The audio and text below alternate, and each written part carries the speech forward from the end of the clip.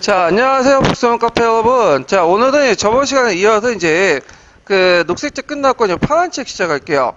자, 파란 책 1장 볼게요. 이 파란 책 1장은 역사교육의 의 부분인데요. 거기 보면 이제 역사교육 개념이 있는데, 역사교육의 개념은 이제, 첫 번째 역사교육은 역사 사실을 소재로 하고 있고요. 두 번째로는 역사교육의 중요한 목표 중에 하나는 과거의 인간 활동에 대한 이해를 하고 그것이 현재에 주는 시사점을 파악한다.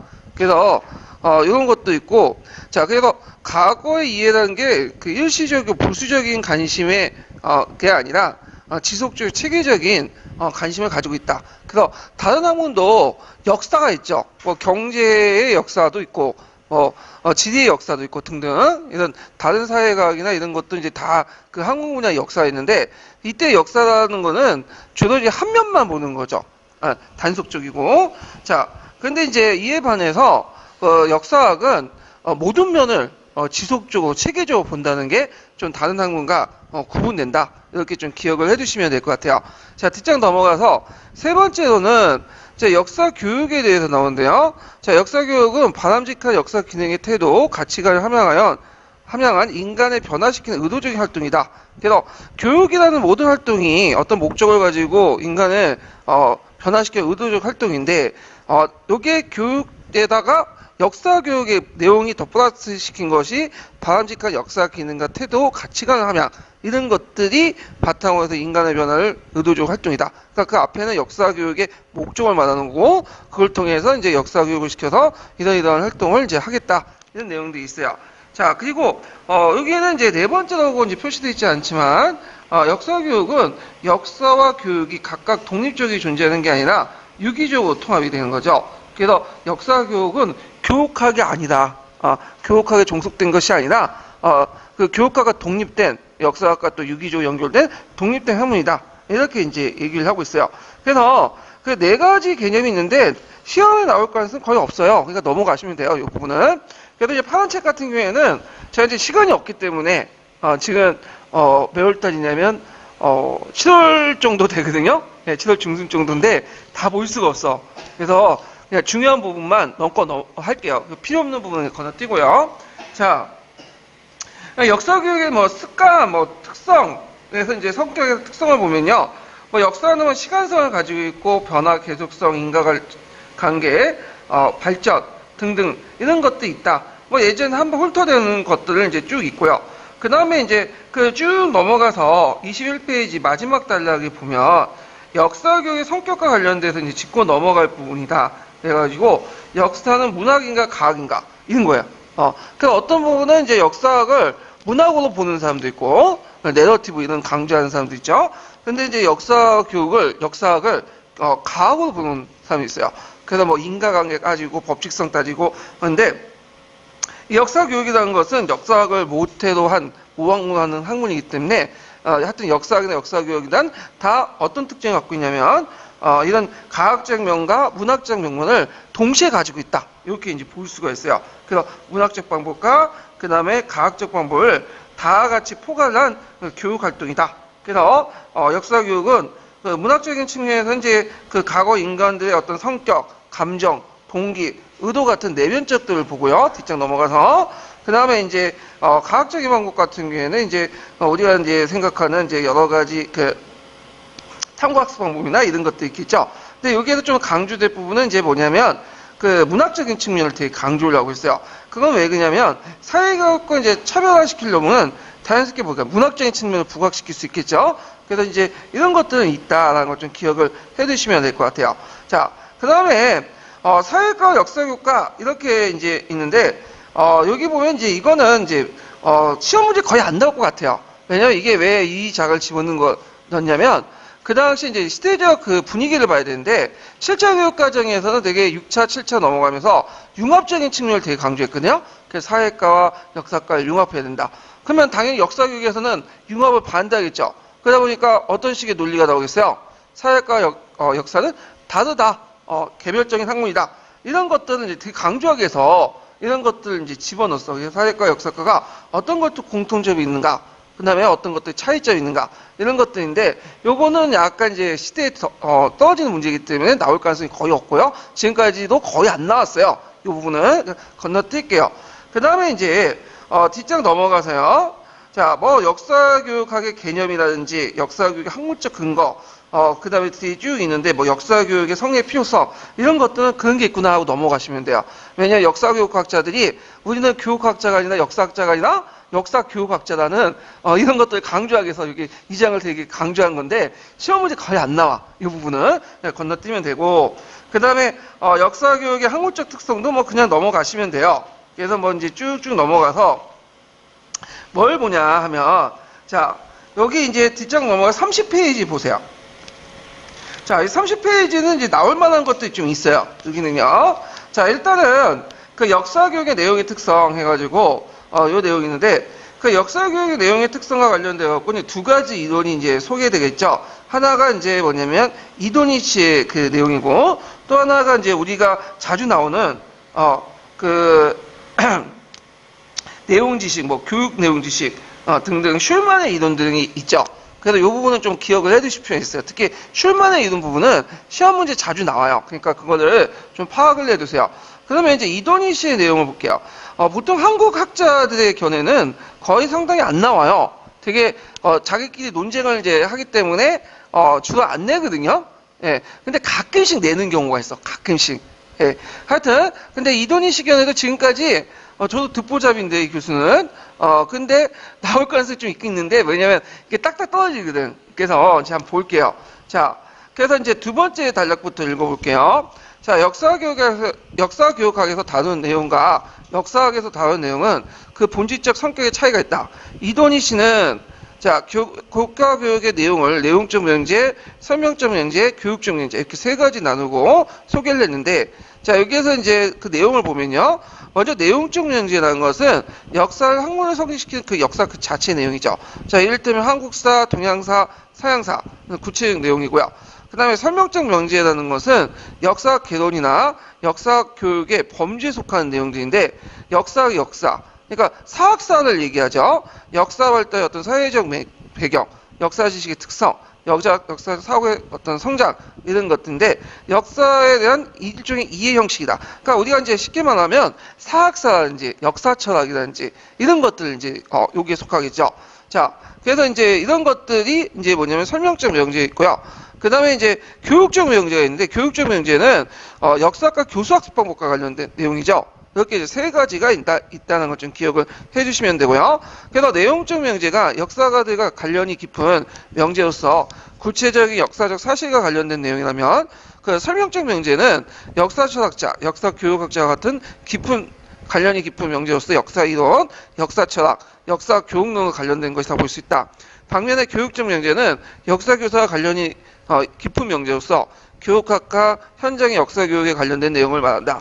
자, 여기에서 역사교육학이 주로 관심을 갖는 것은 설명적 명제와 교육적 명제이다. 그래서 내용적 명제 같은 경우에는 이제 주로 어디에 속하겠어요?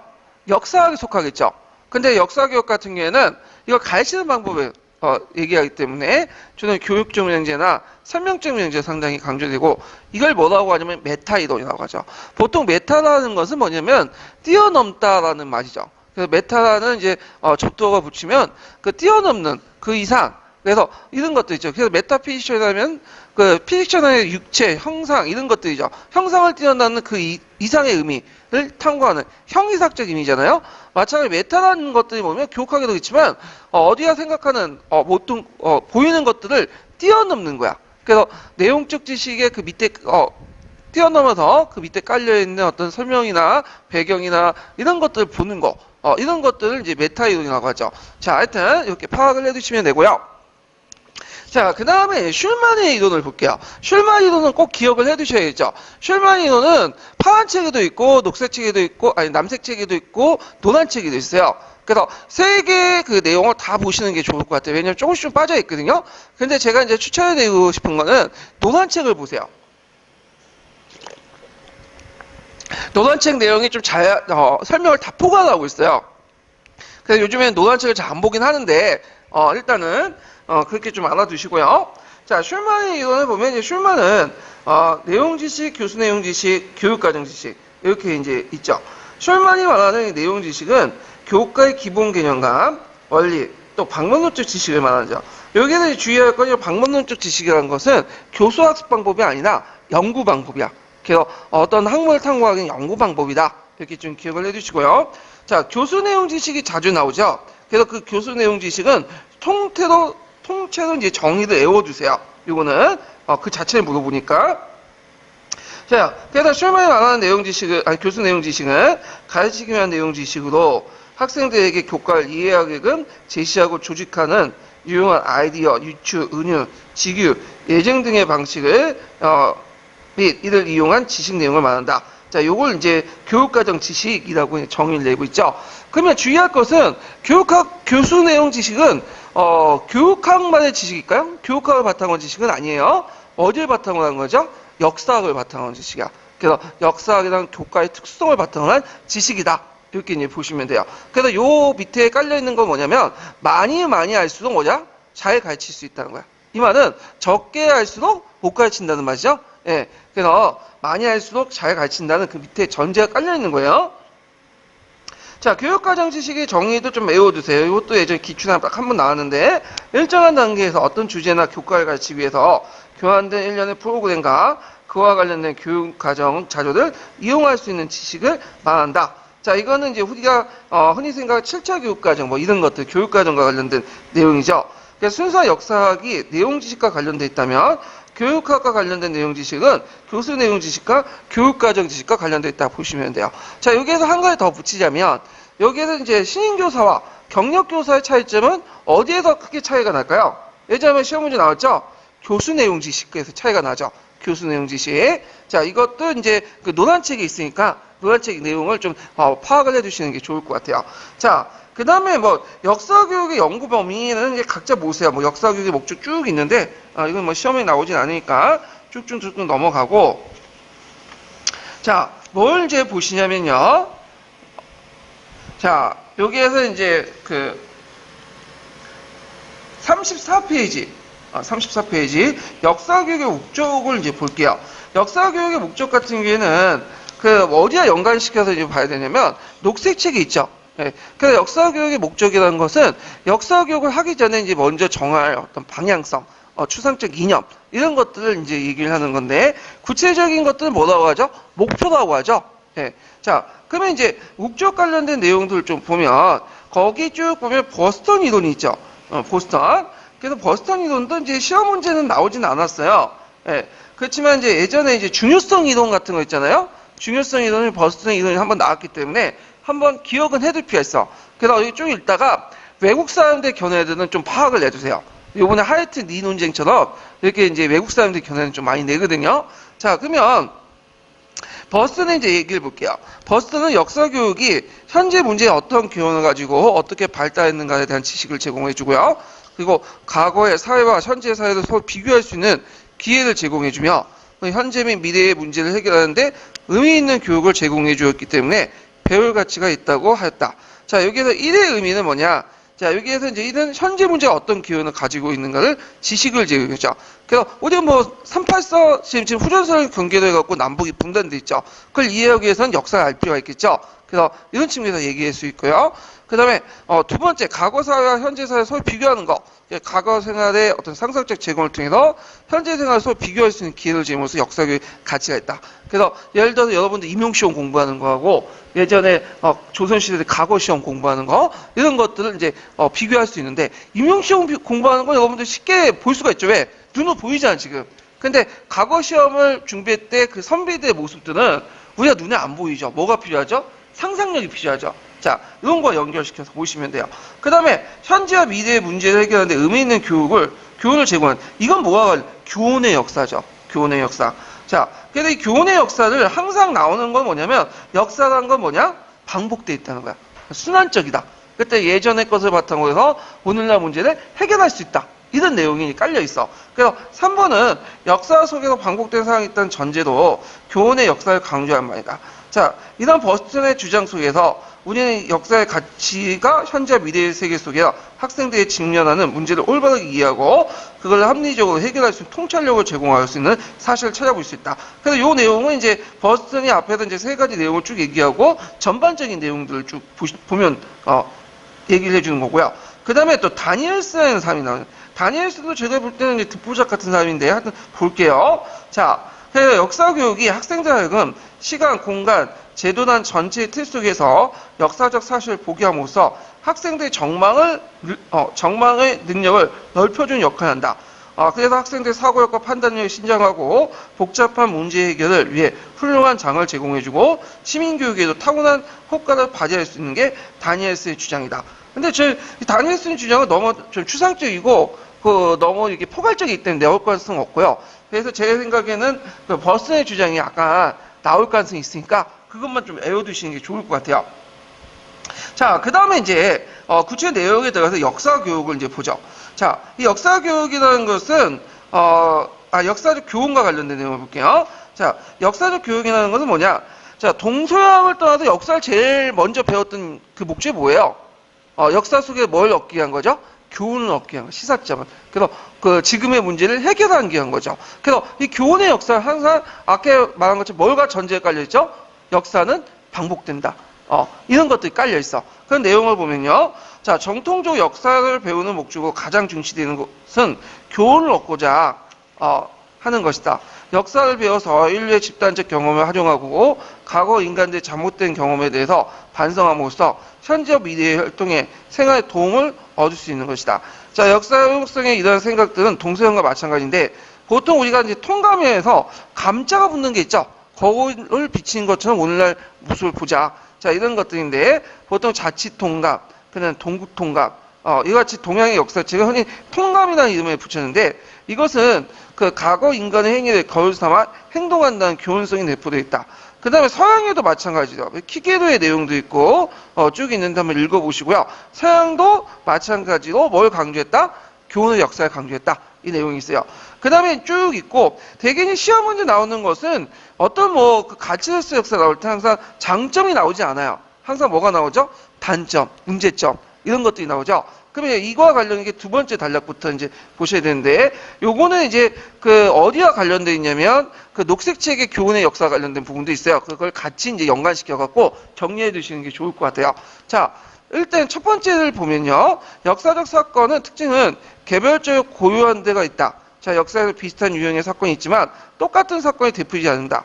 이 때문에 역사에서 교훈을 얻는 태도는 문제가 있으면 위험하다고 지적됐다. 이렇게 첫 번째고요. 두 번째는 자, 역사로부터 교훈을 얻고자 할 경우에는 과거의 인간의 행위를 단순히 모호와 논할 수 있죠. 선과 악의 논리로 파악할 수 있죠. 그러다 보니까 역사 교육이 윤리 교육과 차이가 없어. 그래서 대체적으로 역사 교육은 윤리적 판단을 지향해야 돼요. 지향해야 되죠.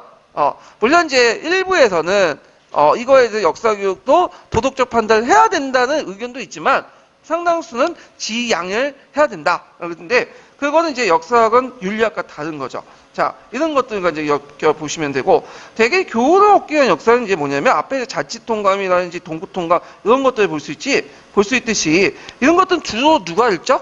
왕이나, 사대부나, 지배층들 읽어. 그러다 보니까 주로 치자의 학문을 여기는 경우가 있고, 그리고 상당수가 뭐냐면 그들의 행동만 적어놔요. 그러다 보니까 이제 대다수, 사회 구성원들의 말과 행동에 대해 소홀하게 다루시며 역사학이 대중화되는 경향이 역행할 위험성이 있다. 자, 여기 역사학이 대중화라고 하면 보통 우리가 역사학이 대중화라고 쓸 때 무슨 말을 쓰죠?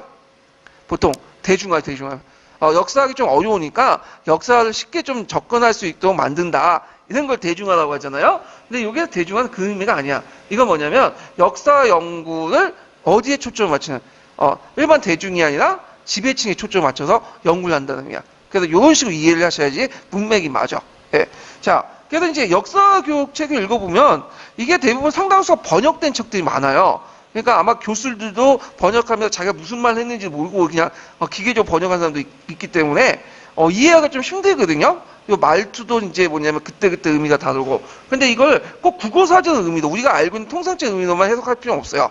그때그때 맥락에 따라서 그때그때 해석할 필요가 있는 거야. 예. 그래서 이제 이런 것도 케이스 중에 하나죠. 자, 그렇지만 교훈의 역사가 가지고 있는 이와 같은 문제점에 불구하고 역사는 인간의 이야기라는 점에서 역사적 사건을 가지는 교훈성 자체를 부정하기 어렵다. 이게 있고요. 그 다음에 교황으로의 역사를 보죠. 교황이라는 역사가 뭐냐면 역사학은 여러 부분을 많이 다루죠. 그래서 역사를 많이 알면 적어도 지식인으로서 그리고 상식을 가지고 있는 교황으로서 어느 기본적인 어떤 자질과 인성을 길러줄 수 있다. 이런 내용들이 전반적으로 깔려 있어요. 그럼 이제 앞부분은 각자 읽어보시고, 자, 그러면 이제 두 번째 단락부터 볼게요. 자, 이 비판적 내용이 쭉 나와 있는데, 자, 역사교육관의 가장 문제점은, 여기 이제 이 교양 역사의 문제점이죠. 역사적 사실을 많이 기억할수록 역사를 잘한다는 생각이 있어요. 그래서 우리는 모든 역사적 사실을 배우고 가르칠 필요 없으며 그렇게 할 수도 없다. 그렇다면 어떤 역사적 사실을 다룰 것인가? 내용 선정의 문제가 필연적으로 등장하겠는데, 그러나 이런 역사교육과는 어떤 역사적 사실을 보다 중요하거나 알 가치가 있는가 하는 것은 본론 문제되지 않고, 왜냐하면 그 역사교육에 다뤄야 할 내용의 중요성이나 경중에 대한 기준이 결여되어 있기 때문이다. 그래서 아까 했던 교양 역사는 많은 것들을 알면 좋다. 근데 역사학을 그 수많은 내용도 어떻게 알아요? 뭐네요? 이제 평생 동안 진짜 다른 거 다 때려치고 이거 잠 안 자고 이것만 역사를 해도 도저히 안 돼. 그런데 이제 우리가 역사를 공부하는 사람들은 되게 볼까요? 어떤 걸 해야 될지 안 할지 버리는 거, 그 기준이 있어야겠죠. 근데 이 교양의 역사는 그게 뭐냐면 없다는 거죠. 그래서 무의미한 역사적 사실을 많이 알수록 좋다는 주지주의적 교육까지 빠질 우려가 있다는 거죠. 그래서 이런 것들이 첫 번째 문제점이고요. 두 번째는 역사라는 것을 일종의 상품이야. 여기서는 상품이다 보니까 대중들에 잘 팔려야겠죠. 그러니까 많은 사람들에게 뭐예요? 흥미나 호기심을 충족시켜야 돼. 그래서 대개 보면 이제 이 역사적인 것들을 소재로 했던 것들이 이제 TV 사극이라든지 소설이라든지 영화라든지 이런 대중 매체를 통해서 이제 이런 것들을 하는데, 대개 이런 이제 역사학에서는 이제 어떤 문제점이 있냐면 흥미 위주의 역사를 다루는 경우가 많다. 그러니까 되게 흥미 위주는 뭐예요? 스캔들, 궁중 비사, 이런 것들을 다루고 있고, 그 밑에 깔려있는 역사를 구조로 파악하지 못할 우려가 있다.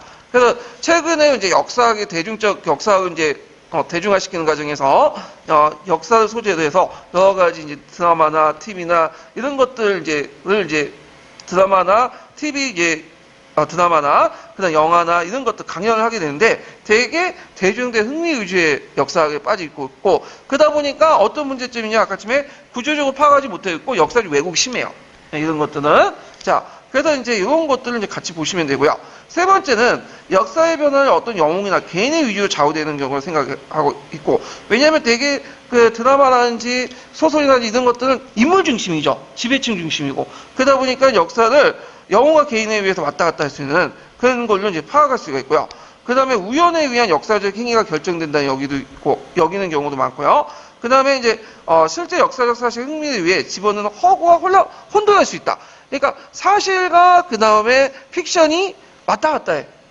이런 것들이 있다. 특히 이제 대중매체를 통해서 들어온 역사는 이런 것들이 훨씬 많다라는 걸 좀 기억을 해 두시면 되겠죠. 자, 그래서 한 5가지가 돼 있는데, 교황으로서 역사를 이제 문제점 쓰면 요걸 쓰시면 될 것 같아요. 자, 그 다음에 네 번째를 볼게요. 네 번째.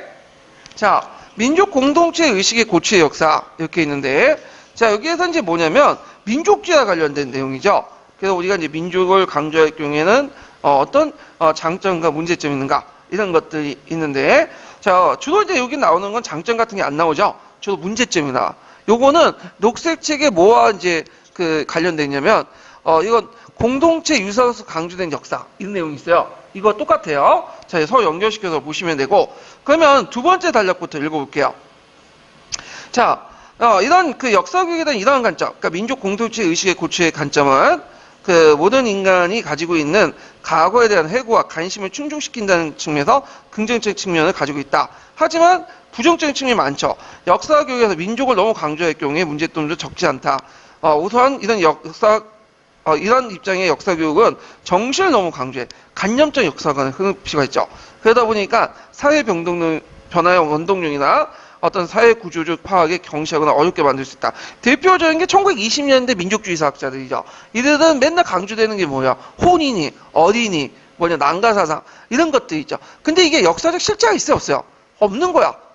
물론 그 당시에는 그게 어느 정도 어떤 역할, 기능적 역할을 할 수 있지만 이걸 너무 강조하다 보니까 그 밑에 있는 깔려있는 어떤 사회경제적인 측면, 구조의 측면 못 보고 뭔가 인간의 정신 이런 것들만 강조돼. 그래서 이런 문제점이 있고요. 두 번째는 자기 민족의 문화나 정통을 지나치게 미화하고 수치스러운 역사를 숨김으로써 올바른 역사관을 저해할 수 있죠. 그래서 세 번째 민족주의 역사학은 국수주의 경향으로 인해 다른 민족의 배타적 감정을 드러낼 수 있고요. 이게 볼 수 있는 게 히틀러 반유대주의나 일본 한국사관을 볼 수 있는 국가주의 편견을 호록이 단다. 그날 정치 집단이 독재 권력을 유지하는 수단을 이용하죠. 그래서 역사학 같은 경우에는 이런 것들 많이 이용을 해. 그러니까 대표적인 게 이제 박정희 시대 때 그런 것들 이제 역사학을 잘 이용하죠. 예, 국난 극복을 강조하면서 이런 것들 극복하기 위해서 역사학에도 이런 것들을 상당히 강조하고, 그 다음에 마지막으로 다섯 번째, 우리 민족이 가지고 있는 자연스러운 고유의 문화가 어떤 것인지 파악하기 가치가 부여하기 어렵다.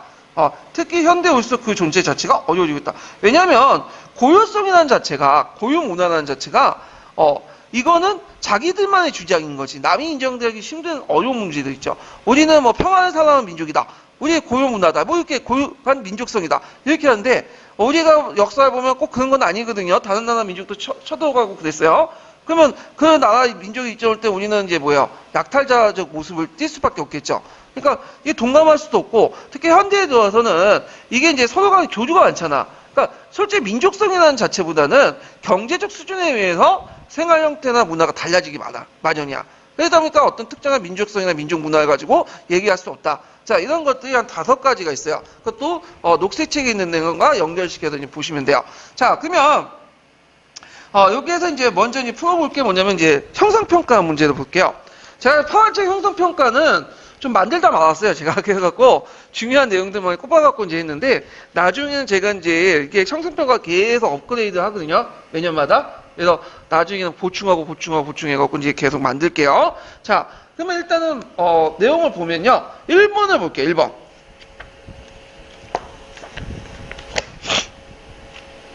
자, 1번 내용을 이제 보면요.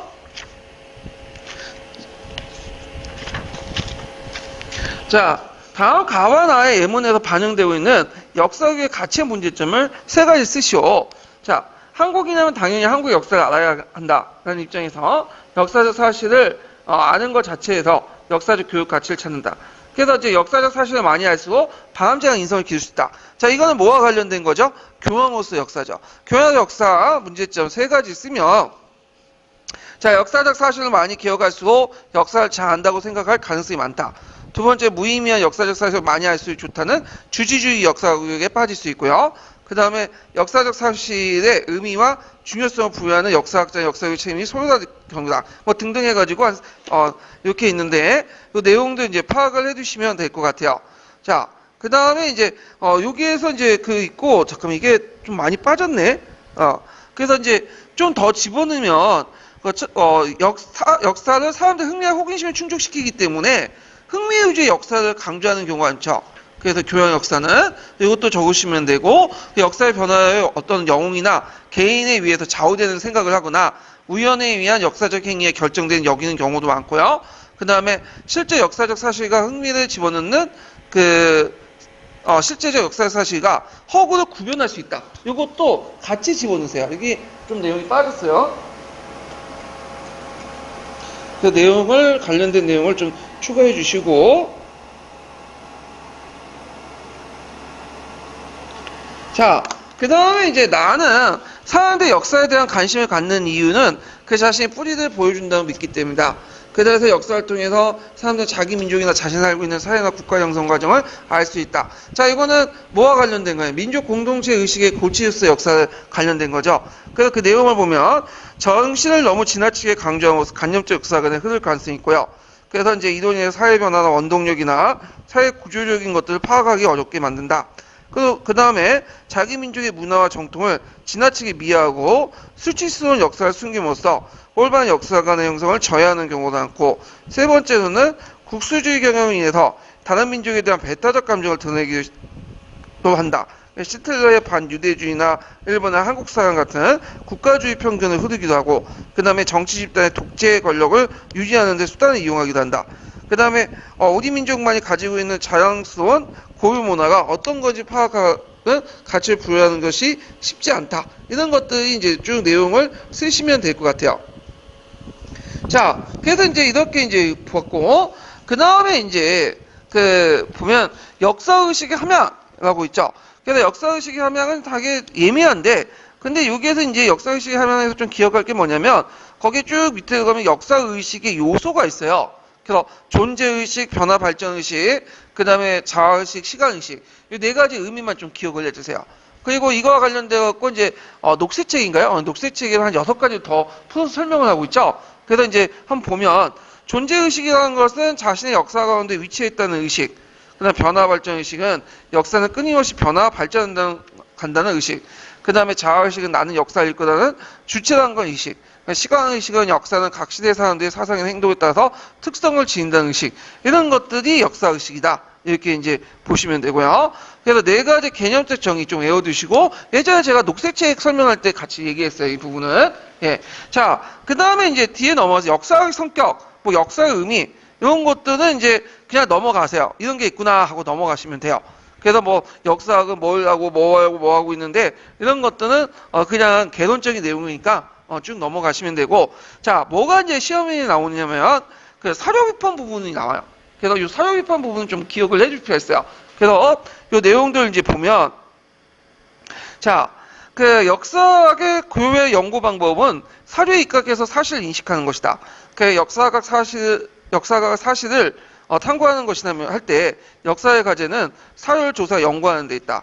역사적 사실이 난 사료를 통하여 남아있으며 역사가에게는 사료 없는 사실은 있을 수 없다. 근데 역사학에서 역사가의 임무를 사실 있는 그대로 밝히려고 할 때 이건 랑케의 얘기죠. 그 의미는 사료의 내용을 정확히 파악하는 데 있다. 그런 의미에서 역사가는 사실을 다루는 학자이라기보다는 차라리 사료를 다루는 학자라고 볼 수 있다. 그래서 이제 사료에 대해서 쭉 나오는데, 사료가 나눈 기준이 좀 여러 가지가 있어요. 그 중에 대표적인 게 이제 두 번째 단락에 있는 내용인데, 자, 선문성, 목적성, 동시대성의 기준이죠. 그래서 이게 정통적 구분은 사료의 기록을 같은 문자 자료와 유물, 기념물, 문형적 저승 같은 비문자자로 나눠볼 수 있다. 이건 뭐와 관련된 거야? 성문성과 관련된 거죠. 그 성문성이라는 것은 문자가 적혀 있느냐, 문자가 적혀 있지 않느냐, 그걸 가지고 얘기를 하는 거야. 예. 그 다음에 이제 사료는 그것이 만들어진 동기에 따라 구분되기도 하는데, 블루는 사료를 저서와 문서와 같이 의도와 목적을 만들어진 사료와 조개도미와 같은 일상적 생활에 의해서 무작위로 제작된 걸 구분할 수 있다. 그래서 이러한 여기에서 기록은 대체로 사실에 대한 의도적인 전수문이라고 한다. 유물은 무의식적 전수문의 경우가 일반적이긴 하지만 스킨포스나 프라이머 같이 어떤 유물적 의도적 목적을 가지고 있는 것도 있다. 자, 예를 들어 갖고 이제 우리가 그 목적성에 따라서 이게 의도와 목적이 나는 건데, 자, 대개 보면 그 문자 사료는 거의 대부분 의도성이 있어요. 남기려는. 그런데 되게 이제 비문자 사료 같은 게 의도성이 없는 것도 있어요. 자, 예를 들어 중석기 시대 때 폐총 있죠. 폐총은 뭐예요? 일종의 쓰레기죠, 쓰레기. 오늘날 말하면 이 쓰레기를 우리가 이제 쓰레기 버릴 때 이 쓰레기를 버리는 순간 이걸 후대에 이제 남겨가지고 우리의 역사를 보여주겠다, 그런 생각을 버린 건 아니죠. 마찬가지로 그때 당시에도 그냥 갖다 버린 거야. 근데 이것이 나중에 남으면서 뭘 알 수 있느냐, 그 당시 생활상을 알 수 있는 문자, 역사적 사료가 되는 거지. 그 다음에 이제 비문자 중에서도 아까 얘기한 것처럼 의도적이지 않지만 의도적인 것도 있어. 또 예를 들어 스핑크스나 피라미드 같은 경우에는 이런 것들 남겨가지면서 후대 사람들이 파라오가 나의 아들이라는 걸 보여주기 위해서 남긴 거잖아요. 자, 그래서 이렇게 이제 볼 수가 있고요. 그 다음에 이제 제일 중요한 세 번째 기준이 동시대성이야. 이 동시대성 꼭 기억을 해주세요. 자, 동시대성은 1차 사조와 2차 사조의 기준이 되는 거야. 1차 사조, 2차 사조. 그래서 사료는 거기에 담겨있는 역사적 사실이 일어날 때와 같은 시대에 만들어진가 여부에 따라서 1차 사조와 2차 사조가 있어요. 그래서 1차 사조는 그때 당시에 있었던 사람들이 있었던 거고, 2차 사조는 후대 사람들이 있었던 것들 2차 사조가죠. 그래서 삼국지 위지동이전은 어떻게 돼요? 1차 사조죠. 근데 삼국사기는 뭐가 되겠어요? 2차 사조죠. 이렇게 이제 보시면 돼요. 그래서 1차 사조는 그 안에 담겨진 역사적 사실이 일어난 것과 거의 같은 시기에 제작된 유물이나 쓰여진 저작물을 가리킨다. 1차 사료는 역사가에게 원론적 정보나 지식을 제공해주는 기본 자료로 역사가의 해석을 하는 데 기초가 된다. 1차 사료는 그 성격에 따라 다음과 같이 나눠볼 수 있다. 그래서 현장적 성질을 지닌 것, 메모나 계산서, 유서, 그다음 신문보도 뭐 낙서 이런 것도 다 1차 사료죠. 그래서 이제 메모 같은 게 대표적인 게 이제 그 뭐냐면 고려청장 불심조조 이런 것도 일종의 메모잖아. 원본은 사라졌는데 이런 것도 1차 사료에 속할 수 있겠죠. 예. 그다음에 이제 용이 주도한 계획 안에 논리 정견, 이론적 논문, 정치사사, 경제계획, 법, 시락, 뭐 우주론, 당시의 기술적 설명, 연대기, 연표, 역사물, 자서전 이런 것들, 문학이나 비영어 자료, 자 이런 것 다 1차 사료죠. 근데 2차 사료는 그 만들어진 시기보다 나중에 만들어진 사료를 말하는데요. 1차 사료에 대한 설명이나 판단, 견해, 의견들이 담겨 있어요. 그래서 거기에 이제 사적, 논평, 해설, 각주, 정기조 등등 이런 2차 사료고요. 따라서 1차 사료가 직접적 증거라면 2차 사료는 상황적 증거고요. 1차 사료가 목격자의 생생한 증거라면 2차 사료는 한번 들은 정보야. 걷는 거야. 전문자들은 하죠. 그래서 보통 법조의 증거 능력 같은 경우에는 자기가 보고 들은 것들이 직접적인 거죠. 근데 한 번 누굴 통해 남을 통해 들었던 것은 뭐야?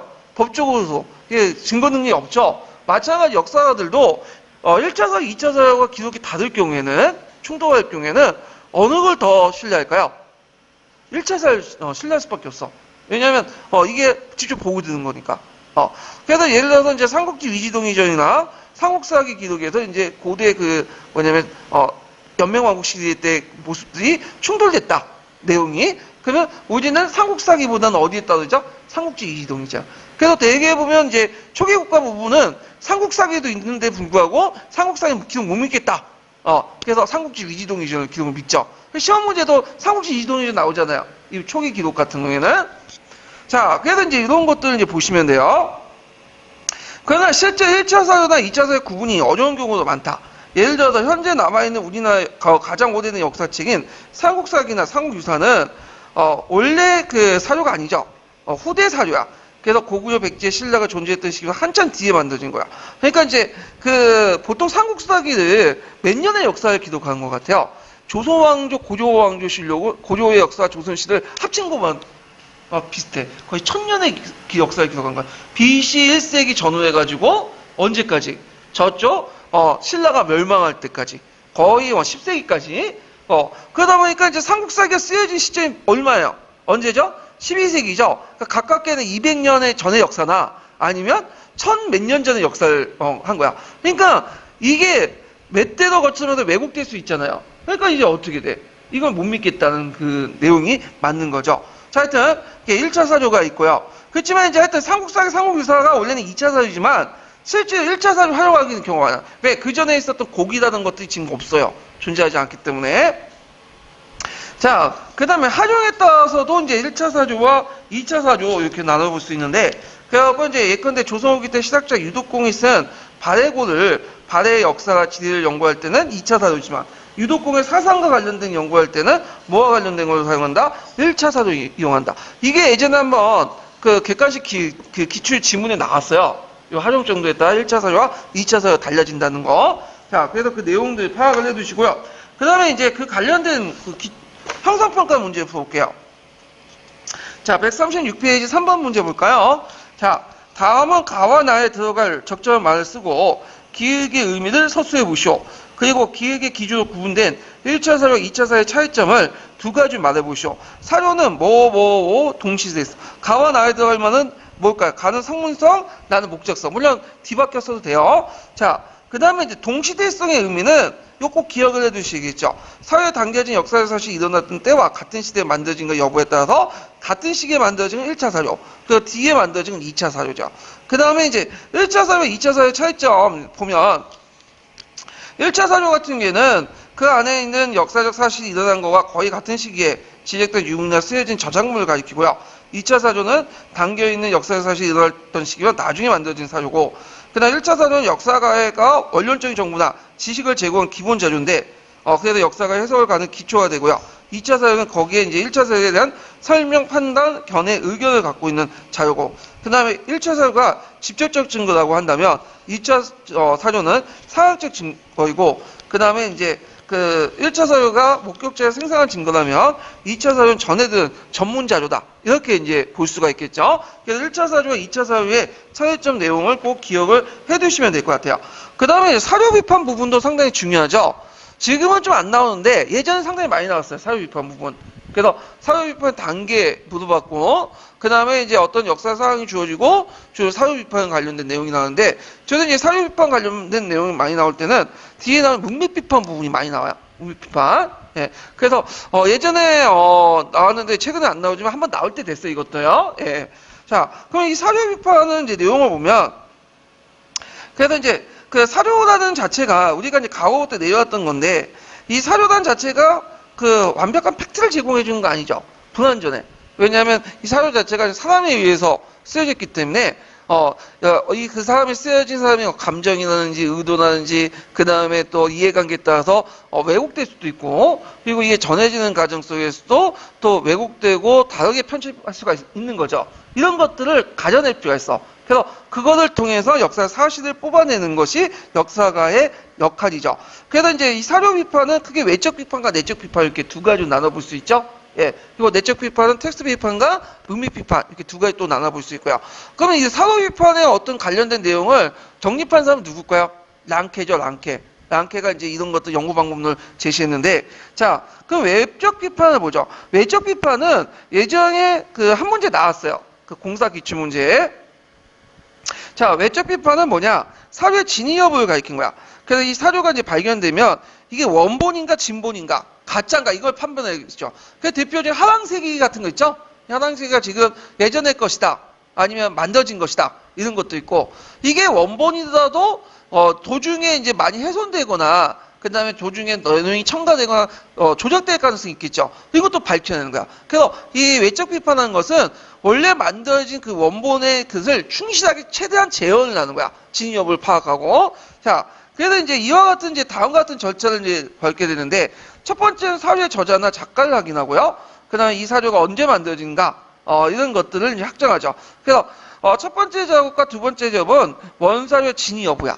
그래서 이것이 원사료에 맞느냐 안 맞느냐 이런 것들이고, 세 번째라는 것은 이제 원사료의 진위 여부가 결정되면 원저작체 보존 상태를 검토하고 사료에 있는 문장의 부분적인 차이점을 추론하죠.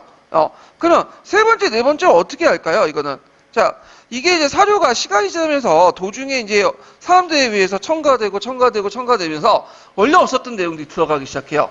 예, 그리고 사실 고치는 부분들이 많고 이런 것도 있는데, 자, 예를 들어 어떤 사료에 예를 드는 거예요. 자, 조선시대에 내왔던 사료라고 이제 판단하는 사료인데, 아니 있는데, 제가 말했네. 중세시대 됐고 고려시대 사료라고 이제 판단하는 사료가 있는데, 그 사료 내용에 갑자기 이제 쭉 있다가 도중에 우리식의 문법이 아니라 한문식 문법이 등장해요. 고려시대 같은 경우에는 어순을 쓸 때 뭐죠? 우리식 문법을 그대로 쓰죠. 예, 주어 목적어. 근데 그게 아니라 이제 주어 서술 목적어 뒤에 나오는 그런 것들은 조선시대에 들어온 거야. 그리고 요 부분은 어떻게 할 수 있는 거야? 요 문법 내용을 보면 이거 조선시대 문법이다. 그럼 누군가 조선시대의 원자료에 그걸 첨가했다, 이렇게 파악할 수 있겠죠. 자, 이런 식으로 이제 파악을 하는 거죠.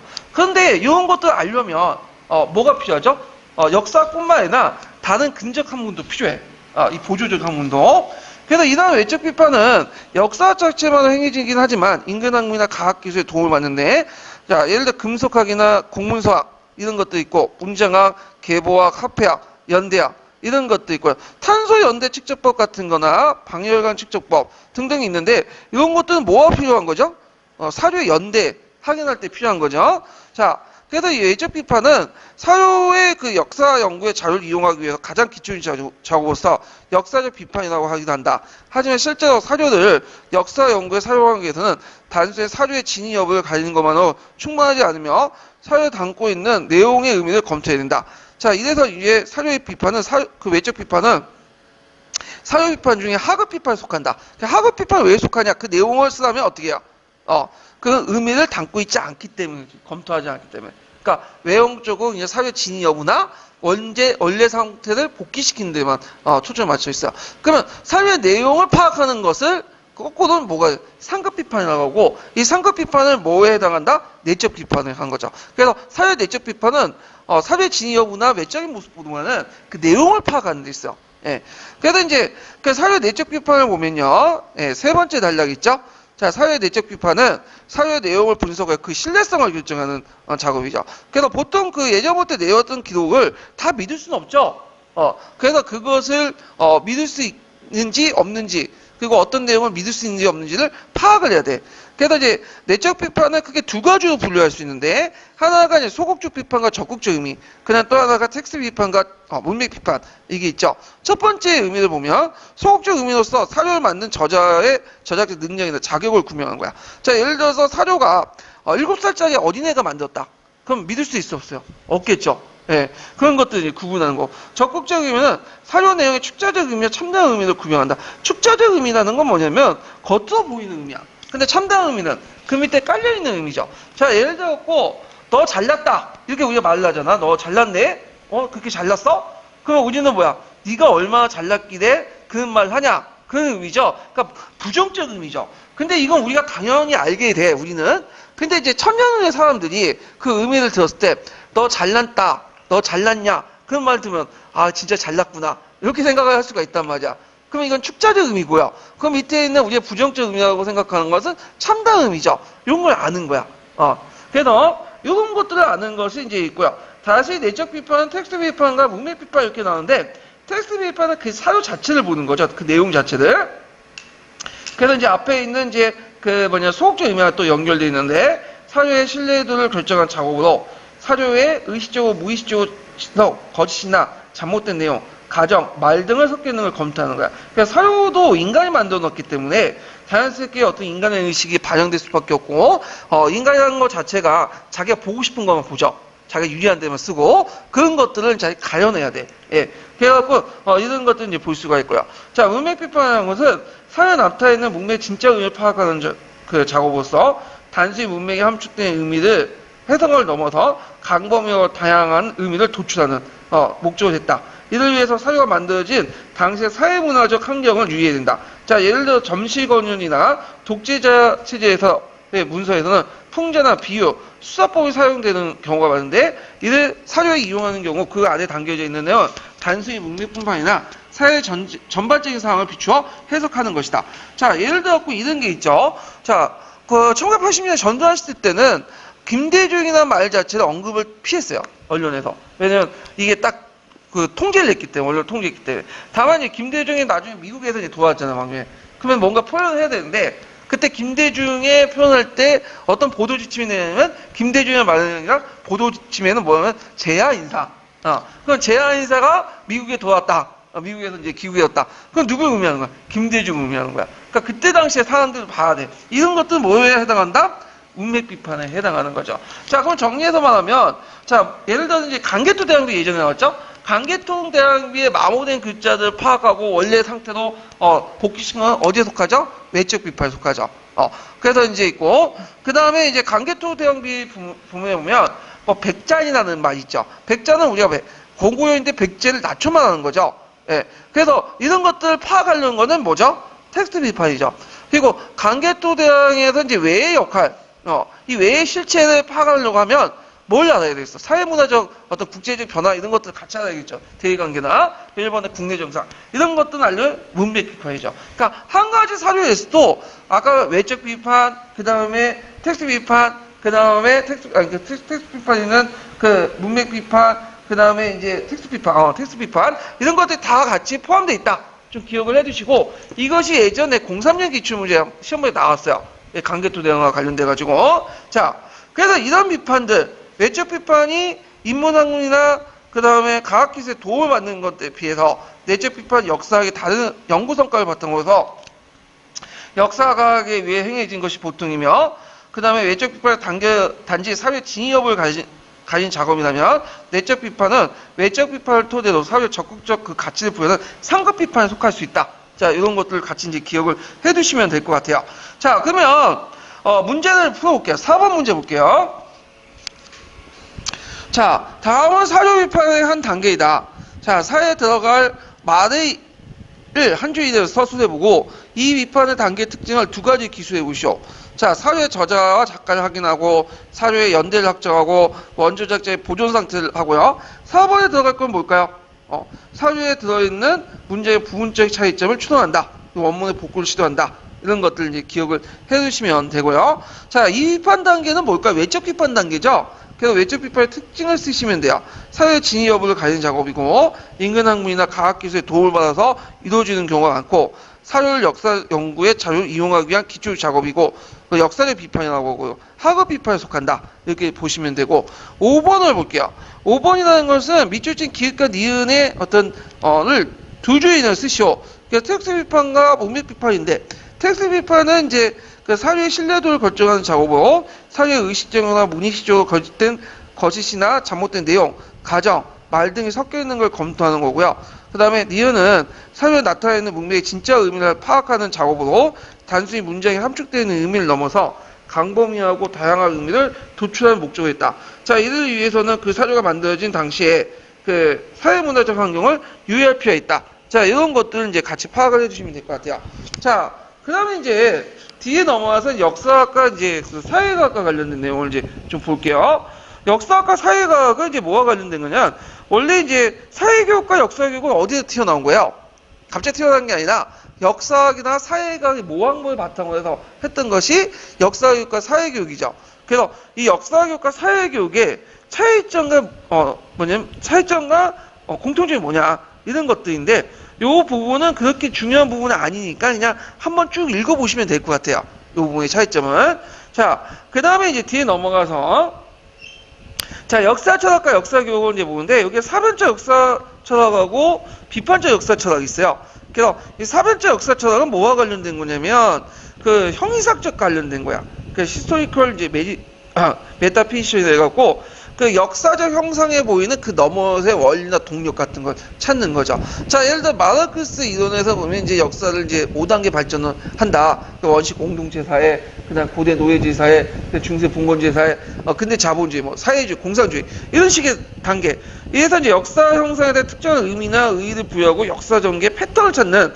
그래서 역사는 어떤 목적론적 얘기가 필연적 그 단계를 밝혀갖고 나간다. 이런 것들이 사변적 역사 철학과 관련된 내용이에요. 그래서 이제 그 사변적 역사 철학의 이제 내용 중에 뭐만 좀 보냐면요. 그 뒷장 넘어가서 50페이지에 거의 두 번째 그 사변적 역사 철학의 문제점만 좀 볼게요. 자, 사변적 역사 철학의 가장 큰 문제점은 역사의 전개의 패턴이나 법칙에 대한 입증이 극히 미약하다는 거죠.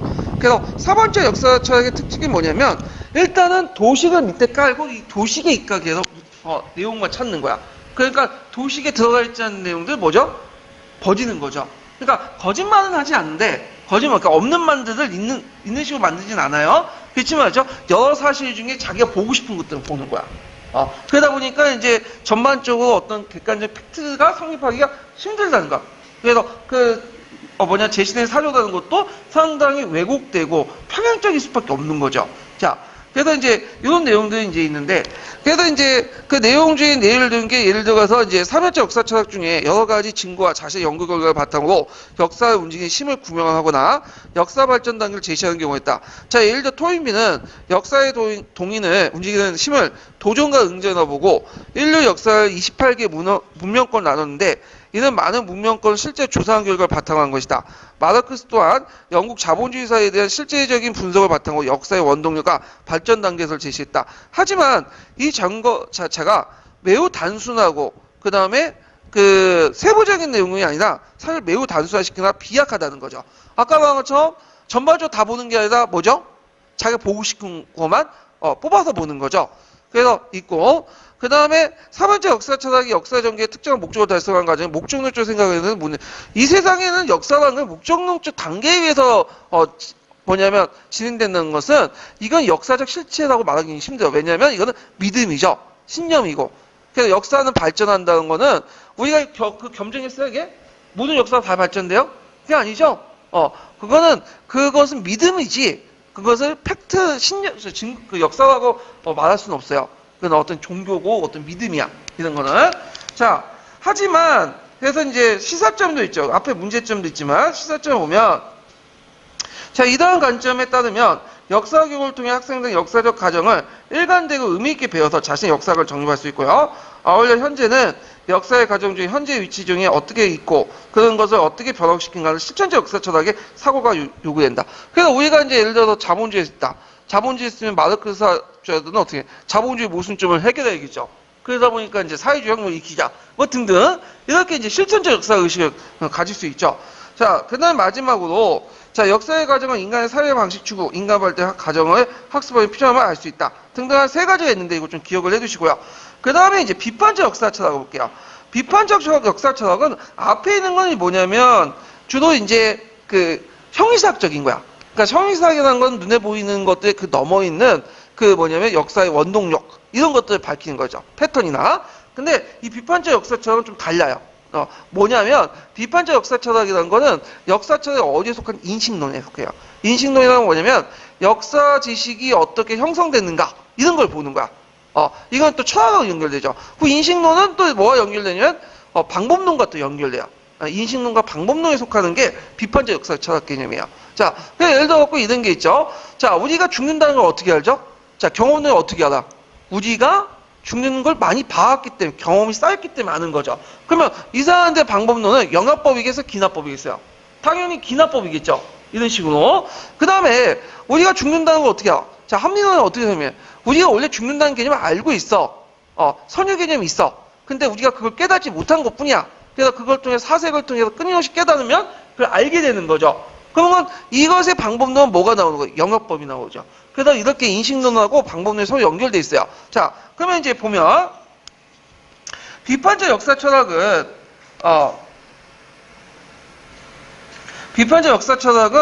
역사 지식을 연구한 역사 논리학, 즉 비판적 역사 철학 역사 지식이 무엇이며 그것이 어떻게 얻어지고 그것이 어떤 점의 학문적 성격을 갖고 있는 인식론과 방법론에 관련된 내용이고요. 그래서 이제 왈시의 근해가 있는데 그냥 넘어가고 거기에 이제 비판적 그 사변적 역사 철학의 큰 게 두 가지 개념은 간접론과 실증론이에요.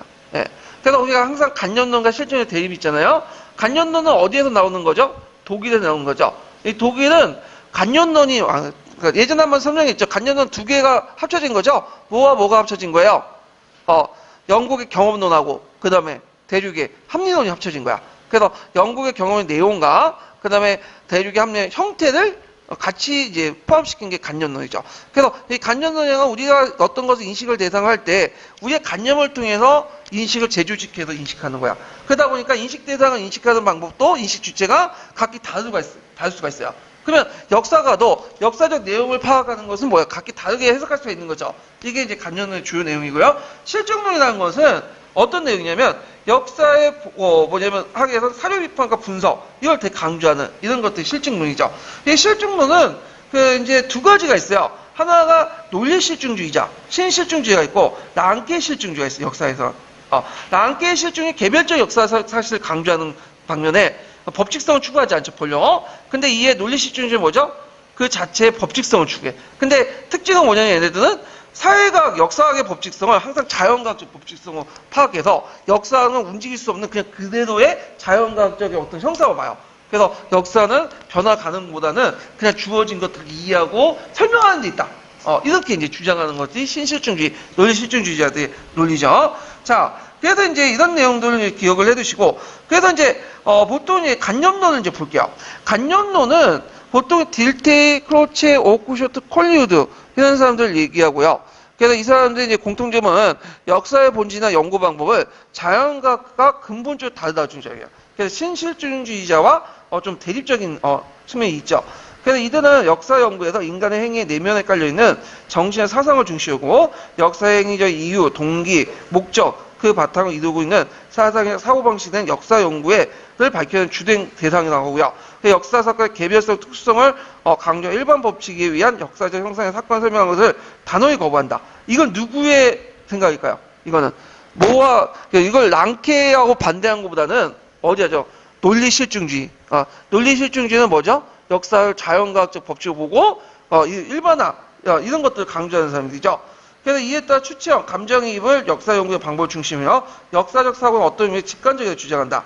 자, 그래서 이제 딜테이, 크로체 뭐 등등등등 이렇게 있는데 요 사람들의 이제 내용들은 예전에 한번 그 남색책을 다 살펴봤어요. 그래서 한번 그냥 넘어갈게요. 근데 이제 여기에서 좀 용어 정의가 필요한데 우리가 이제 간연론 하면 마치 철학적 간연론자로 생각해. 그 마르크스나 헤겔이라든지 칸트라든지 그래서 이걸 구별하기 위해서 요때 역사 철학자의 간연론을 뭐라고 하냐면 자율론이라고 해요. 자율론자. 거꾸로 이제 그 옆에 이제 그 실증론을 통합론이라고 하죠. 통합론. 이렇게 이제 같이 이제 기억을 해두시면 될 것 같아요. 자, 그 다음에 뒤에 쭉 넘어가서 자, 그래서 이제 그 있고 거기에 이제 간연론자들 견해의 문제점하고 이제 시사점 이 내용이 있어요. 이것만 읽어볼게요. 53페이지에. 자, 이러한 견해에 반대하는 학자들은 그러니까 누굴 견해에 반대하는 건 간연론자들의 위기를 반대하는 사람들이죠. 간연론자들이 심리학적 사실인 간접입을 방법론적 원칙으로 오인하는 걸 비판했다. 이게 방법론이 아닌데 일종의 심리학에 사용하는 방법론을 그러니까 심리학에 사용하는 방법 심리학에서 강조하는 것을 방법적인 원칙으로 오인한 것을 비판했다. 이를테면 간연론자는 역사가가 역사적 행위자의 사상적 측면에 관심을 쏟아야 한다고 주장하지만 역사적 행위에 뚜렷한 사상을 가지거나 의식적인 행해지지 않는 경우가 많으며 전혀 추정할 수 있는 불합리한 사고방식이 포함되어 있었다. 간연론의 문제점이 뭐냐면 항상 인간은 이성적이고 의식적인 행동을 한다는 거야. 근데 모든 인간이 이성적이고 의식적인 행동을 하지 않죠.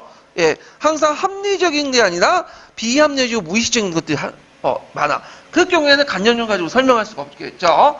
그 다음에 또 역사적 행위에 합당한 이유가 아는 것은 그 행위 자체를 이해하기 위한 필요 조건이지 충분 조건이 아니다. 왜냐하면 동기도 중요하지만 뭐냐면 모두 중요해. 그 당시에 어떤 사회 제도라든지 그 다음에 행동이라든지 이런 것도 중요하죠. 여러분들 여기에서 공부할 때 임용 공부하잖아. 그러면 임용 공부를 해가지고 내가 선생이 되겠다는 개인적 의도와 동기도 있을 수 있죠. 그렇지만 의도와 동기를 가지고 임용 시험을 가지고 내가 공부할 것들 모두 설명하지 못하죠. 왜? 사회적으로 여기에 별다른 입자리도 없고 그래도 이제 상대적으로 볼 때 공무원이 좋고 교사가 좋으니까 하는 것도 있잖아요. 사회적 배경도 알아야 될 거 아니야. 이런 것들을 연결시켜야 돼요. 그래서 간연론자는 역사적 사건의 자연적 배경을 너무 경시하기 때문에 그들의 주장은 정기나 정치사, 군사사 경우에 적용은 가능하지만 경제사와 같이 들어맞지 않는 경우가 있다고 비판했다. 근데 이제 이에 대해서 간연론 주장에 대해서 주장은 역사의 독자성을 또 강조해 역사의 근거의 방법적 기치를 제공해주고 두 번째 역사 이해는 인간에 대한 이해라는 점을 명확히 하고 역사 행위와 역사의 연구, 행위자 역사 이해 과정을 동일함으로써 역사교의 목적 내용, 방법의 통일성을 근거를 마련해준다. 이거는 간연론자에 이제 주는 역사교의 시사점이라고 볼 수가 있겠죠. 자, 실증론을 볼게요. 실증론은 여기에도 이제 실증론이라는 것은 이제 뭘 설명하냐면 포프는 햄페를 얘기해요. 그러니까 요게 이제 주위에서 볼 수 있듯이 포프와 햄페는 랑케 실증서와 구분이 되죠. 이걸 뭐라고 했죠? 신실증주의, 논리실증주의라고 하죠. 랑케 실증주의 개별적 사실들만 강조해요. 근데 이 포프와 햄페는 개별적 사실을 파악하고 나서 뭘 추구한다? 법칙을 추구하죠. 이때 법칙이라는 건 자연과학적 법칙이야. 이런 것들을 추구하는 사람들이 이제 포프나 햄페 같은 논리실증주의자고요. 이 논리실증주의자들은 엄밀히 말하면 역사학자는 아니에요. 이 사람은 자연과학 철학자들이에요. 예, 그래서 이제 이런 거와 연결시켜서 보시면 돼요. 자, 포퍼 햄페 등의 실증론자들은 역사의 본질이나 연구 방법은 기본적으로 자연과학과 같다고 주장한다. 이들 역시 역사를 인간의 행위라 보고 있고 역사적 사실의 설명 방식에 대한 규명에 치중하고 있다. 하지만 이들은 역사적 사실을 경험적으로 검증되어진 일반 법칙과 그 사건의 선행 조건으로 논리적으로 영역되어 인과적으로 설명한다. 그 인과적 설명에 필요한 여러 법칙들이 다른 것 사용된다. 그래서 이들은 이제 관련된 내용들을 보면 이제 예전에 한번 설명 이론에 봤더니 세 가지 이론이 있죠. 설명 스케치, 그 다음에 영역 법칙적 설명, 확률적 설명. 공통점이 뭐예요? 네, 이들의 설명 방식은 발생적 설명이죠. 설명 스케치가 아니라 세 가지가 있는데 이 세 가지 설명 방식 공통적으로 CLA 구조를 가지고 있죠. 어떤 상황이 오고 그걸 법칙을 통해서 그 결과를 설명하는 그런 구조를 가지고 있다는 거죠. 자, 역사적 사실의 설명에 적용된 법칙과 자연현상을 설명하기 위해서 적용된 법칙은 궁극적으로 같다고 보는 것이다. 자, 실증론자의 입장에 따르면 역사학과 과학광고의 근본적으로 동일하므로 역사는 인문교육 교양의 과목이 아니라 사회과학적 교과의 성격을 띠게 된다. 역사는 역사상의 여러 사회 형상을 소재로 사회과학적, 정치학적, 경제학적으로 연구한 것으로 역사교육 과정에서 교재의 선택이나 구성의 기초는 과학적 개념과 일반 명제를 차용해야 한다. 학생 역사 서술을 분석하고 서술에 근거된 가설을 일반 명제의 형태로 표현한 다음에 이용할 수 있는 증거를 통해 이를 검증한 학습 과정을 반복하게 된다. 이건 탐구학습 방법과 동일하죠. 그래서 이제 요거에 대한 이제 뭐냐면 그 내용이 있어요. 문제점하고 뭐 이렇게 이제 있는데 그 내용들을 이제 보면 첫 번째 문제점 보면 자 실증문제 입장에서는 역사교육을 볼 경우에 가장 널리 사용하고 있는 역사교육 과정의 구성 방법이신 통사교육의 그 위상이 확립하기 없다. 왜냐하면 이 실증문 사회과학을 되게 강조하거든요. 근데 사회과학이라는 것은 한 측면 강조죠. 특히 근현대사. 근대적인 어떤 공간 속에서만 강조하기 때문에 고대, 중세 이런 것들 설명하지 못해. 그래서 통사교육의 위상 확보하기 어렵고 두 번째 역사교육을 통해 시대 파악이나 관련 의식을 육성하기 어려우며 역사교육을 통해서 그 사회학, 정치학 등 사회학과들과 역사의 학습수를 어떻게 할 것인가 문제가 대두된다. 그래서 왜 시간수로 할 것인가, 주제별로 할 것인가 등등 이런 것도 있고 이런 것들은 이제 역사의식을 형성하기도 힘든다는 거죠. 그 다음에 인간의 목적, 의도, 행위에 대해서 법칙적으로 설명할 수 있는가 이것도 어렵죠. 그리고 역사가가 과거 사람들이 사건을 다루기 때문에 자연과학처럼 선행 조건을 통제해 이뤄낼 수도 없으며 역사 사건 고유한거로 반복되지 않기 때문에 법칙적 설명은 역사에 적용될 수 없다는 반론이 있다. 네 가지 반론이 있는데 요거 좀 기억을 해주시는 게 좋을 것 같아요. 자, 그 다음에 이제 볼게 보면 역사 연구의 동향과 역사 교육이죠. 요거 꼭 기억해 두셔야 돼요. 요거는 뭐와 관련된 거냐면 사학사와 관련된 거죠. 그래서 남색 책에도 이제 사학사 관련된 부분도 있는데 사학사 연결돼서 보세요. 요 부분은. 예. 자, 이제 보면요. 자, 19세기 역사학이라는 것은 문학과 철학에서 크게 벗어나지 못했어요. 그래서 역사학 자체가 존재하지 않아요. 역사학 꼭 뭐예요? 문학이고 뭐 철학이고 짬뽕이 됐던 거지. 특히 서양 같은 경우에는 역사학이 꼭 문학이에요. 예. 그래서 이제 역사는 사회 상류계층의 취미를 있거나 지배층의 교훈을 얻기 위한 배우는 것이고 19세기 저와서 과학적 담론과 문학적 담론이 구별되면서 역사학의 과학적 위상에 대한 믿음이 확보되고요. 역사학이 이제 근대학으로 등장하게 되죠. 그래서 전문 분야는 이제 뭐냐면 자리 잡게 되는데 그 출발점을 이뤘던 사람이 누구냐면 랑케죠. 그래서 랑케로부터 19세기 때부터 이제 뭐냐면 역사학이라는 학문이 등장한 거야. 그러니까 역사학이라는 학문이 등장하기 위해서는 두 가지 전제 조건이 있어야 돼. 하나는 뭘 연구할 것인가. 그 다음에 그거에 대한 구체적인 방법론이 제공해야 되거든요. 뭘 연구하지 역사학은? 이건 팩트를 연구하는 거지. 역사라는. 그 다음에 방법론으로서 랑케가 제시한 방법이 뭐예요? 사료비판 분석이죠. 이런 거와 연결시켜서 보시면 될 것 같아요. 자, 그럼 두 번째 달라고 볼게요. 흔히 근대의 역사학 시장은 랑케라에서 학을 찾고 있다. 랑케에 의하면 역사가 임무는 과거 사실들이 있는 그대로 밝히는 것이라 말한다. 역사가는 자기 자신을 죽이고 과거가 본래 어떠한 상태에 있었는가 밝히는 것을 지상관계로 가져 삼아야 된다. 자, 이때 이 말이 유명하죠. 이때 오직 역사적 사실을 하여금 이야기를 해야 한다. 이걸 뭐라고? 자아소고라고 하죠. 자신을 죽이고 역사적 사실을 통해서 말을 하는 거야. 이것이 예전에 한번 기출문에 나왔던 거야. 이 문장이. 예.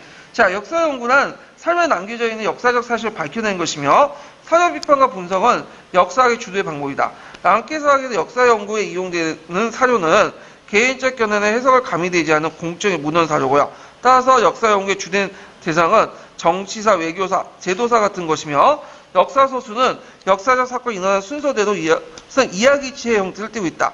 그래서 랑케사학은 가르쳐 문헌 고증화, 문헌사학이라 부르는 이유도 여기 있다. 그래서 주로 이제 사료를 강조하는데 이때 사료라는 건 공식적 사료예요. 그래가지고 이때 공식적 사료는 주로 뭐가 많이 적혀 있어요. 정치, 외교, 제도 이런 것들이 있겠죠. 그 다음에 랑케의 특징은 뭐냐면 내러티브를 강조했다는 이야기체. 그래서 보통 이제 근대서에 넘어가면서 내러티브는 나중에는 이제 설명체 이런 것들 분석적인 내용들이 나오는데 여기 내러티브가 나와 있다. 그래서 랑케는 이제 남색 책에서 얘기한 것처럼 뭐와 뭐라고 얘기하죠?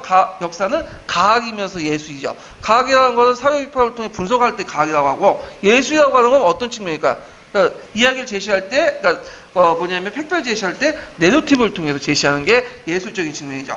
자, 하여튼 있고 세 번째 달력을 볼게요. 자, 근대 역사학의 성립은 역사교육에도 많은 영향을 준다. 그래서 역사학은 이제 단순히 그 연구에 그치는 게 아니라 이를 대중에게 전달하는 과제로 삼고 있고, 특히 역사학은 이제 중고등학교 공교육 체제에 갖추면서 교육과의 중요한 과목을 잡았다. 그래서 랑케사학 같은 경우는 이제 이 랑케사학이 근대사학 성립에 영향을 주는데, 이 랑케사학의 이후부터 이제 역사 교육을 이제 연구에 그치는 게 아니라 대중에 전달하는 게 있다. 왜냐면 그 당시에 국민국가가 형성되면서 집단 개혁의 필요성이 등장하죠. 국민으로서. 그러면서 이런 것들이 이제 역사학을 강조하기 시작해요. 예. 특히 독일 같은 건 상당히 강조해요. 왜냐면 독일은 예전부터 분리돼 있었잖아. 지방의식이 강하다 보니까 하나의 어떤 독일 민족을 형성하기 위해서는 공통된 기억이 필요했던 거야. 자, 그다음 두 번째로는 역사교육의 목적은 종전의 역사적 사실을 통한 교훈을 얻는 것보다는 사실을 아는 것 자체를 주어진다. 그래서 이제 어떤 일관된 관계, 즉 역사적 인과관계가 중요한 원리가 되면서 역사학습의 중요 대상이 되고요. 그 다음 네 번째는 역사를 배우는 중요한 원천을 사회적 가치로서 이제 인식하게 된다. 여기서 랑케사학에 끼친 중요한 영향이다. 네 가지 랑케사학에 중요한 끼친 영향 꼭 외워두세요. 나올 가능성이 많아요. 그 다음에 사건사 중시의 역사. 랑케는 개별적인 역사적 사실을 강조하기 때문에 사건을 강조해. 구조보다는 사건을 강조해요. 자, 이런 것들은 이제 어떤 문제점이 있냐? 자, 역사적 맥락 속에 파악하거나 당시 사회의 구조를 파악하는데 소홀하게 만들고 있을 수 있고요. 자, 그 다음에 이들 사건의 역사적 의미를 부여하기보다는 그 사건 자체를 기억하는 데 집중함으로써 역사학습 암기 과목이라는 인식을 가지게 하게 되죠. 그 다음에 좀 넘어가서 그 지나치게 공적 문헌사를 위주로 역사를 소설함으로써 역사를 연구하거나 학습하는 데 다양한 자료를 활용하는 데 제약을 주고요. 네 번째로는 정치사 중심의 역사 소수는 지배층 중심의 어떤 역사의 역사학을 가져왔으며 상대적 인간의 삶의 모습을 다양하게 보기 어렵게 만든다. 이런 것들이죠. 자, 이런 여러 가지 문제점 때문에 이걸 비판적으로 계승한 것이 20세기에 들어온 무슨 사학이죠? 이건 신사학이죠. 신사학. 예, 그래서 신사학은 뭐냐면 랑케가 가지고 있는 문학적인 어떤 모습들, 그 다음에 사건 중심사, 이런 것들을 떨쳐내고 역사학에 뭘 도입을 하려고 했다? 사회과학적인 모습들을 도입하고 그 다음에 구조라는 것들을 강조하기 시작한 것이 이제 20세기에 등장한 신사학의 공통된 특징들이죠. 이런 것들을 이제 같이 기억을 해두시면 될 것 같아요. 자, 그러면 이제 관련된 이제 그 형성평가 문제를 풀어볼게요.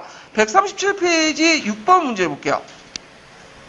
자, 다음 설명하고 있는 역사가가 역사교육에 미친 영향을 세 가지 기수해보고 미출친 내용이 역사교육에 어떤 문제점을 남겼는지 세 가지 쓰시오. 이렇게 했는데, 자, 역사학의 임무는 과거 사실을 있는 그대로 밝히는 것이란다.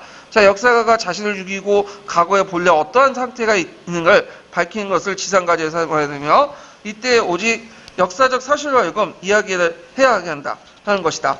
역사 연구란 사조에 남겨져 있는 역사적 사실을 밝혀내는 것이며 사조 비판과 분석은 역사 연구의 주된 방법이다. 자, 이 사람은 랑케를 얘기하는 거죠. 랑케의 영향을 이제 보면요. 영향은 첫 번째 역사학은 이제 단순한 연구에 그치는 게 아니라 이를 대중에게 전달하는 걸 과제로 삼게 되고, 두 번째 역사 교육의 목적은 종전의 역사적 사실을 통해 교훈을 얻는 것부터 사실을 아는 것 자체를 조여두며, 세 번째 역사적 인과관계가 역사서의 중요한 원리가 되었으며 역사학습의 주요된 대상이 되고요. 그러니까 네 번째로는 역사를 배우는 중요한 원천이 사회가치 인식한다. 자, 그 다음에 여기에서 문제점, 역사연구란 사회에 남겨져 있는 역사 사실을 밝혀낸다.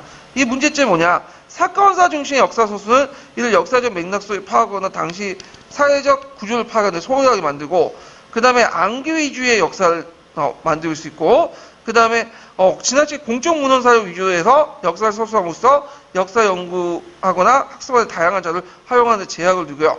그 다음 정치사 중심의 역사 소수는 지배층의 중심의 역사 학습을 가져왔으며 상대적 인간의 삶의 모습을 배우는 것이 어렵게 됐다. 이렇게 이제 쭉 쓰시면 될 것 같아요. 그래서 랑케 학습의 랑케가 줬던 역사의 시사점하고 그 다음에 공헌 했던 점, 이런 것들 같이 파악을 해두시는 게 좋을 것 같아요.